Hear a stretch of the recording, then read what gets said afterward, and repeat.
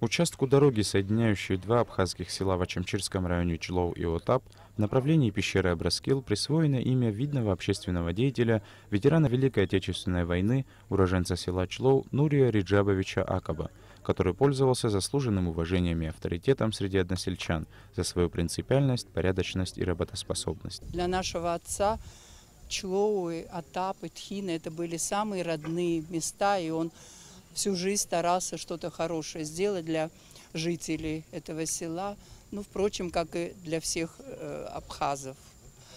И я очень благодарна за эту инициативу, проявленную гражданами вот этих сел.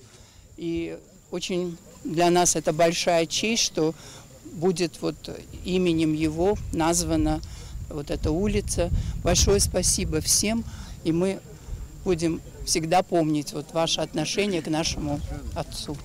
Во время Великой Отечественной войны Нурий Акаба ушел добровольцем на фронт. Был начальником контрразведки 5-го гвардейского Сталинградского артиллерийского соединения. После тяжелого ранения на поле боя стал инвалидом 2-й группы. За боевые заслуги был награжден орденами Красного Знамени и Отечественной войны 1-й степени. После войны за годы своей жизни Нурий Риджабович Акаба занимал высокие должности в руководстве Абхазской ССР. Был министром торговли, юстиции, социального обеспечения, а также занимал пост председателя Комитета народного контроля Абхазской ССР. Особое уважение и благодарность жителей Ачамчирского района Нурий Риджабович заслужил в период деятельности на посту председателя Абхазского областного совета по туризму и экскурсиям. Тогда он приложил все усилия для развития курортно-туристической сферы Восточной Абхазии, в частности, в утверждение туристического маршрута в пещеру Абраскила в селе Отап. По его инициативе была благоустроена дорога, ведущая к пещере, а также построены мосты.